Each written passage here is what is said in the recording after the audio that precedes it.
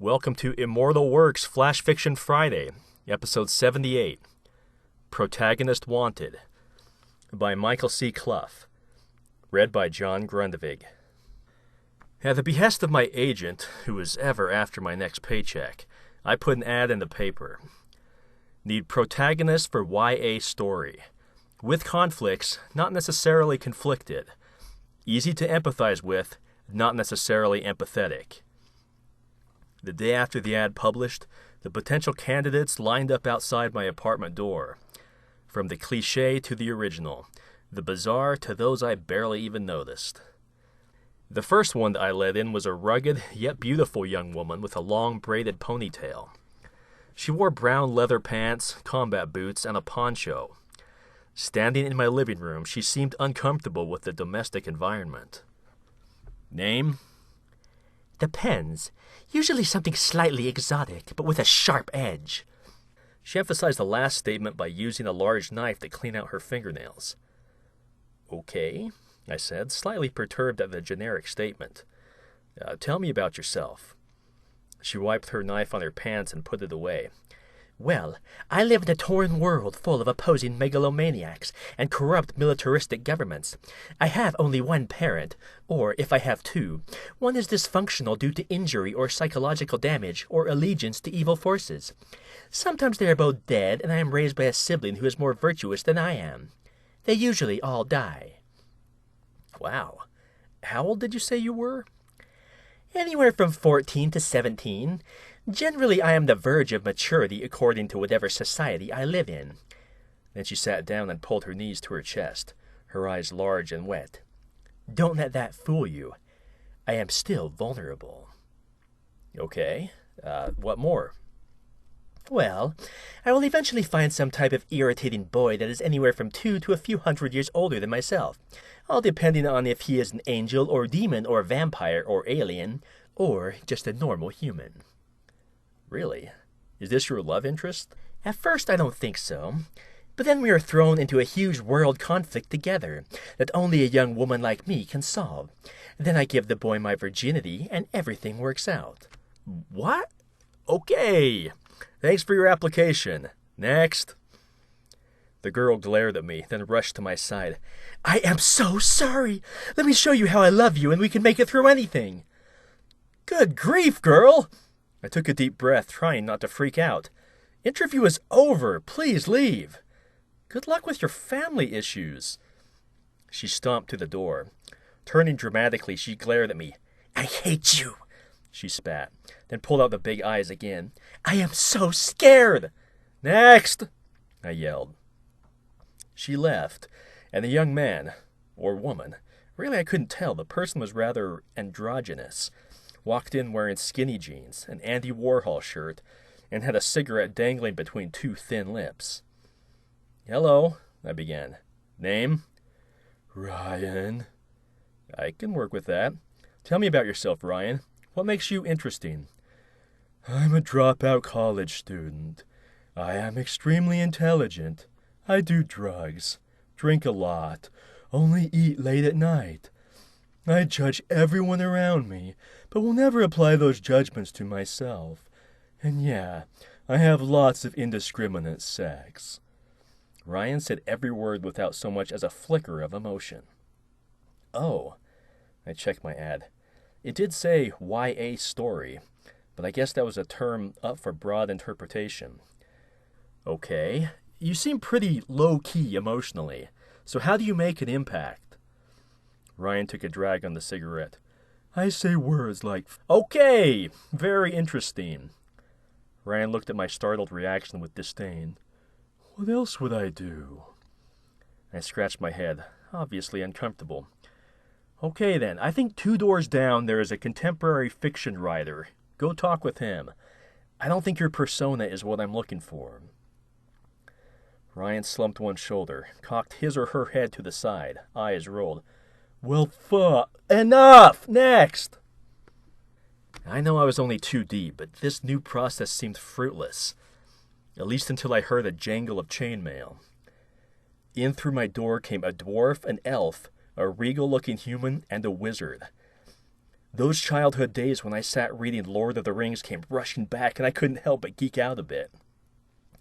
Wow, you guys are awesome. What's your story? The dwarf grunt yelled. The elf whispered a whisper that seemed to echo off of my houseplants. The man knelt and proffered me his sword. The wizard started chanting. All of them were saying something, but the problem was that they spoke over each other and I couldn't understand a word from any of them. Hey, guys, how about one at a time? Again, they all spoke at the same time, and again, I understood nothing. This epic journey was going nowhere. Guys, hold up! I yelled over their ruckus. Okay, I'm going to ask questions, but only one of you can answer. Wizard, you will answer. The wizard nodded, and the other three collectively slumped their shoulders. Their pouting was not heroic and definitely not appropriate for an interview. Okay, guys, I think you're great, but I did ask for a main character, not a whole cast. We are all main characters, said the wizard. Some of us more than others, he added, looking at his counterparts down his long nose. The other three glared at him. The dwarf even pulled his axe. Whoa there! Held up both my hands, palms out. I am sure that you all have great backstories that are intense and interesting. This made all four smile. But you seem to be missing someone. Where's the little guy with the hairy feet? You know, the halfling? All their smiles disappeared. He was weak, yelled the dwarf. An ugly, ungraceful creature, whispered the elf. A short wannabe, said the man. In truth, concluded the wizard, he demanded too much, stealing attention from us, the much more noble and interesting characters. The wizard took off his hat and bowed his head. The dwarf dispatched the halfling. It was your idea, the dwarf yelled at the wizard. I only did it because Mr. Goldilocks and the Lost King thought it beneath them. Well, said the man, he was shorter than everyone but you. The dwarf kicked the man in the shins. The man drew his dagger. The elf whispered, and my aloe vera plant attacked the wizard. Before it turned ugly, I intervened. You guys need to leave. Now! You can't just kill off the underdog. Nobody wants that story. I escorted all four of them to the door. I didn't call for the next applicant. I needed a quick break. And, as the last interview threatened to kill off a little of my inner child, I stepped quickly into the kitchen to drink a yoo-hoo and stave off the attack. I closed the fridge door and spewed chocolatey goodness all over a dog that sat in my kitchen doorway. The dog ignored all no chocolate for dogs rules and lapped up the mess I had made. That, or it was a super smart dog and knew there really wasn't any chocolate in yoo-hoo. You startled me. Where'd you come from? I asked after catching my breath. The dog finished tongue-mopping my floor and looked at me for a while. Of course, I said to myself. Dogs don't talk in stories. They have interior monologues. Are you here for the interview? The dog nodded at me and then trotted over to my couch. It plopped down and pawed at my remote until the TV turned on. I grabbed another yoo-hoo and sat on my ottoman. I tried to change the channel, but the dog growled when I reached for the remote. Then he, and it was obviously a he, put his hind leg behind his head and began to lick himself. Well, okay then. Should we start with some questions? I didn't really think that a dog would be a good fit, but the whole sitting next to a dog having a little too much fun with its personal hygiene was just awkward. Luckily, right about then, a woman, a rather attractive housewife type, came barging in through my front door. She swept her head from side to side, looking for something. The dog, shielded from the woman by the couch, slumped down to the floor and scampered into my room. Excuse me, I said, walking to greet her, but this is an interview for YA main characters. She scowled at me, pursing her apple-red lips, and putting her hands on her shapely hips that were modestly shrouded by her snug blue and white checkered dress. But I should be done soon, I continued, putting on my charming tone. So if you wanted to come back after the interviews, we could have a more adult conversation. Standing there in that attractive authoritarian way, the woman removed her horn-rimmed glasses, sized me up, cocked her manicured eyebrow, and clucked her tongue at me. Young man, you should be ashamed, talking to a married woman like that. She smiled and winked at me. then started scanning my apartment again. Now where is that mutt? Oh, the dog! I pointed to my room, the door open and my rumpled bed visible.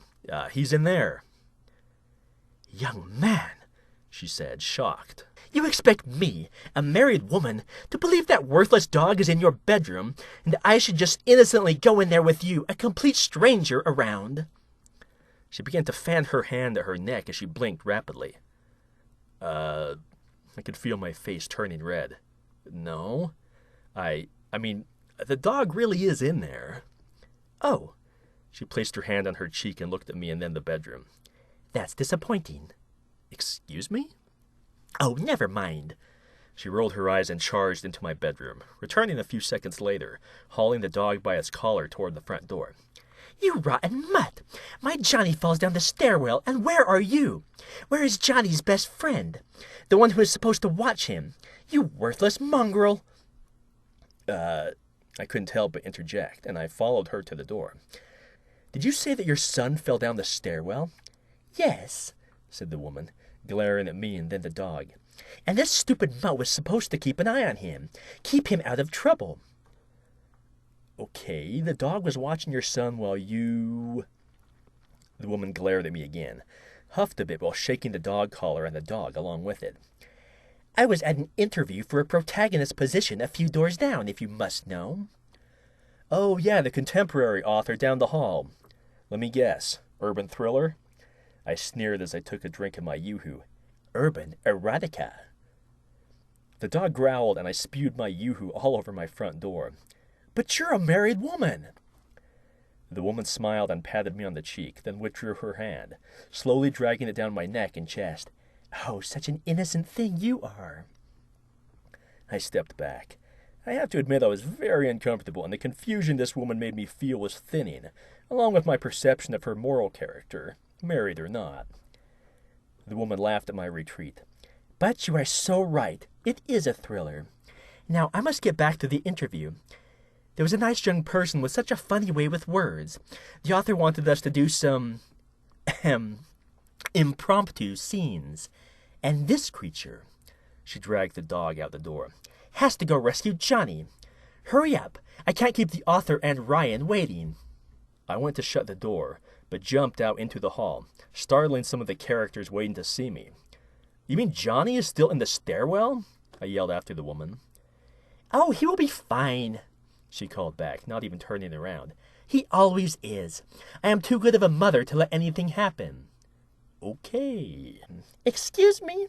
Giggled a young girl, her eyes extremely large, a stark contrast to her extremely small school uniform. I am to be next for the interview? Sorry, I said, going back into my apartment. No manga. Interviews are over. I slammed the door shut, ignoring some upset words from the characters, and I went to go get a pill for the pain that had suddenly decided to rampage through my skull. The yoo-hoo helped me make the migraine pill go down easy, and I crashed on my bed. I'd needed a nap. But I couldn't sleep. I stayed on my bed for a couple of hours.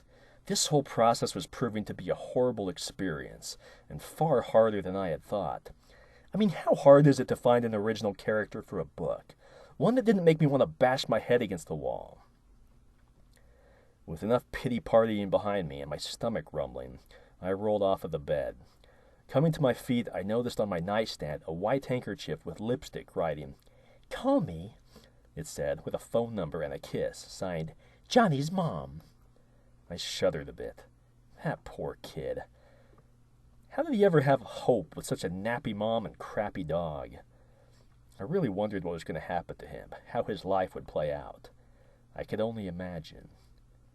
Idiot! I slapped my palm against my forehead. Dialing the numbers from the handkerchief, I couldn't help but be excited. Yes, hello? Johnny's mom? This is the young adult writer. No thanks. Your services won't be necessary. I was actually wondering if I could talk with Johnny. Thanks for listening to Immortal Works Flash Fiction Friday. For more from this author, please visit www.mccluff.com. Also, if you have a flash fiction story you want us read on this podcast, you can submit it to us on our website at immortal-works.com.